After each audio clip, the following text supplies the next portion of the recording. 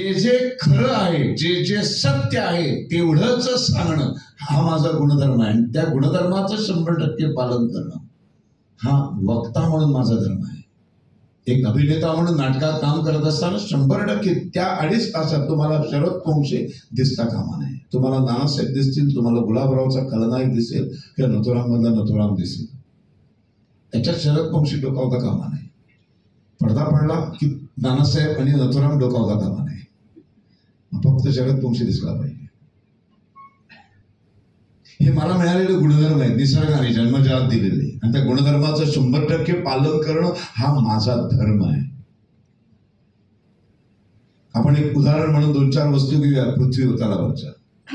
तुम्हाला एक्झॅक्ट कळेल की धर्म म्हणजे काय. आणि मग तुम्हाला हिंदू धर्म कळेल. आणि जेव्हा हिंदू धर्म कळेल तेव्हा खरोखरच तुम्हाला त्याचा गर्व वाटायला लागेल.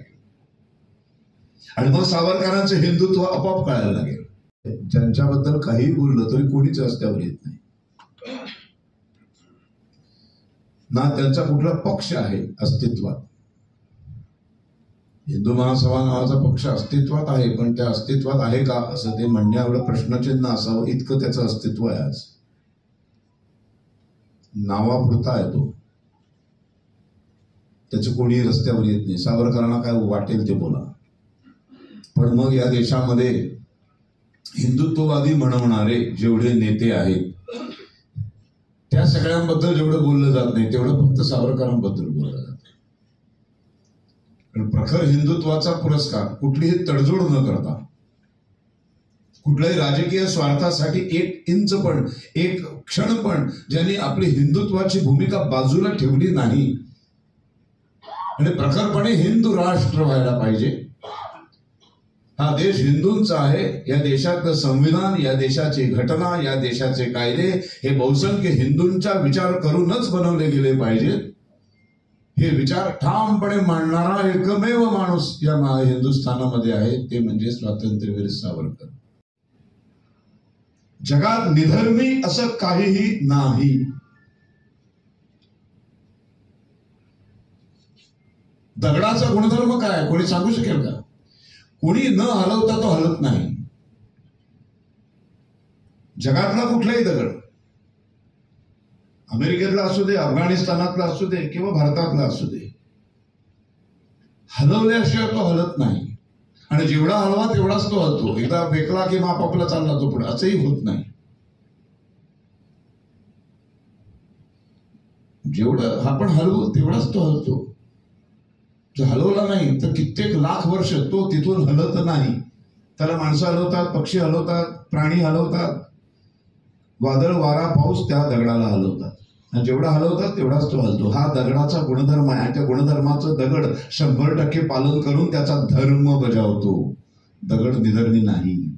नर म्हणजे वानर, तो माकड नाहीये.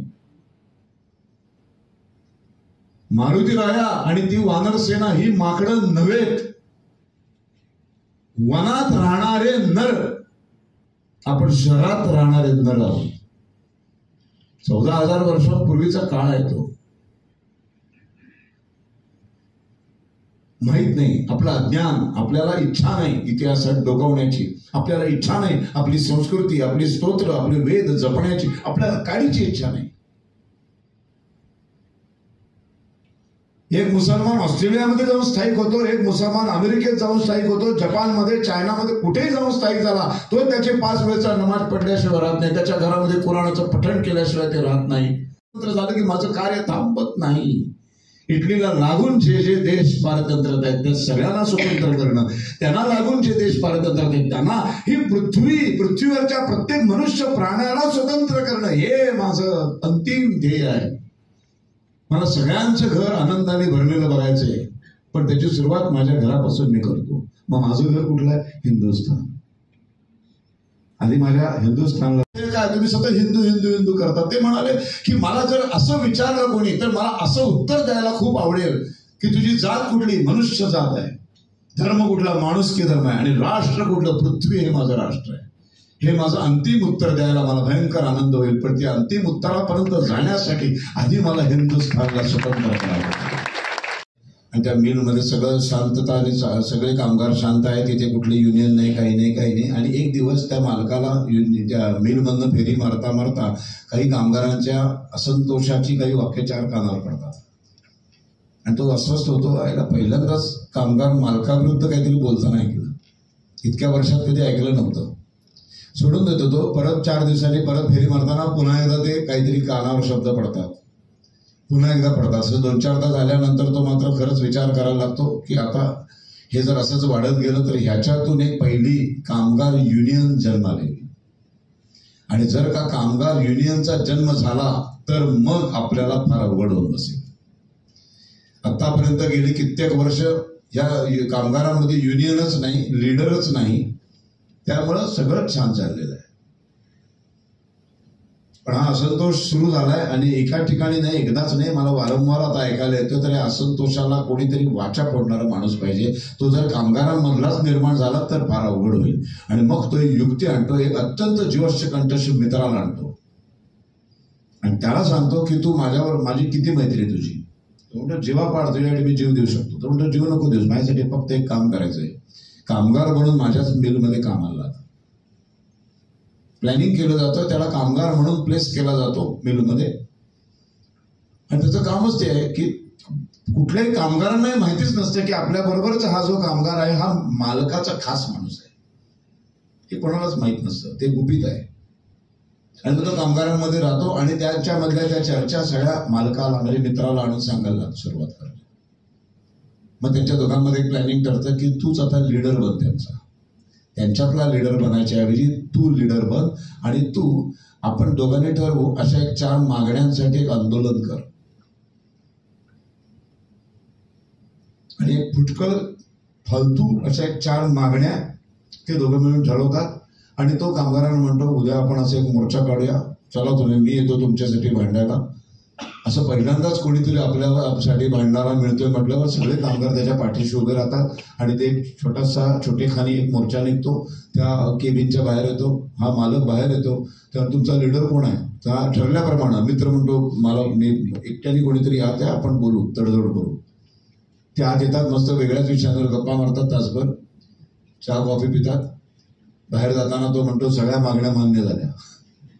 सगळे ठरलेलं आहे, प्लॅनिंग आहे. कामगारांना कळत नाही, कामगार मूर्ख बनतात, त्याला खांद्यावर घेतात, नाचतात, तो त्यांचा लीडर बनतो. कामगारांमधनं एक असंतोषातून एक लीडर बनण्यापेक्षा मीच माझाच एक माणूस कामगारांचा लीडर म्हणून तयार केला. आता पुढची अनेक वर्ष मी सेफ झालो, आता मला कसला त्रास नाही. आता कामगारांची प्रत्येक बित्तम बातमी माझ्याकडे येणार आणि त्या मी नेमलेल्या कामगार नेत्यावर विश्वास आणखीन बसण्यासाठी दर 5-6 महिन्यांनी त्याच्या मार्फत मी काहीतरी छोटीशी गोष्ट कामगारांना देत राहणार. त्याच्यावरचा विश्वास इतका अढळ होणार आणि तो मोठा लीडर बनणार. एक्झॅक्टली ही प्रेशर कुकर मधल्या या एक टेम्परेचर वाढायला लागलं. वासुदेव बळवंत फडके, मग टिळक, मग हे मग ते असं करता करता आता ही शिट्टी बसवली पाहिजे. या भारतीयांमधून एक नेतृत्व निर्माण व्हायच्या ऐवजी आपणच भारतीयांच्या भल्यासाठी एक संस्था निर्माण केली पाहिजे. आणि अत्यंत हुशारीने ब्रिटिशांनी ॲलन ह्युमवर ही जबाबदारी टाकली आणि त्यांनी भारताच्या वर राज्य करणाऱ्या ब्रिटिशांच्या विरोधात भारतीयांच्या न्याय हक्कांसाठी ब्रिटिशांनीच नेमलेला एक माणूस राष्ट्रीय काँग्रेसची स्थापना करतो 1885.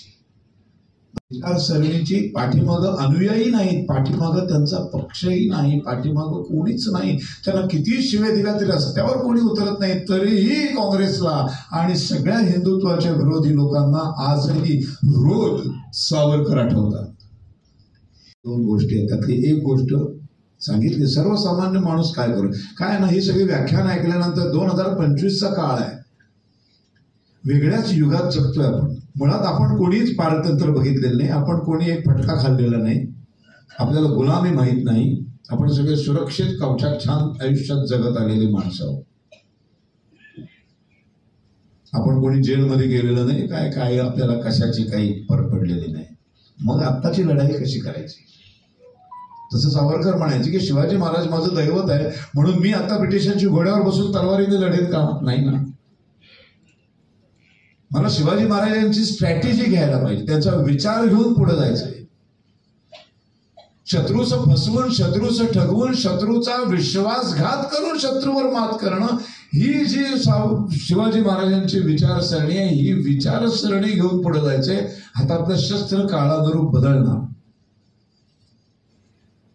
पायाखालचा घोडा जाणार, तिथे गाडी येणार, तिथे विमान येणार, तिथे जेट येणार, तिथं हातातली तलवार जाणार, तिथे AK-47 येणार. हे काळानुरूप बदललंच पाहिजे, अपडेट व्हायलाच पाहिजे तुम्ही. पण विचारसरणी, स्ट्रॅटेजी नाही बदलू नका. धर्मावरचं प्रेम नाही बदलता कामा. देव, देश, धर्म 3 शब्दांव्यतिरिक्त आयुष्यात काही असताच कामा नाही. त्या मुसलमानाकडनं विकत वस्तू घेणार नाही हे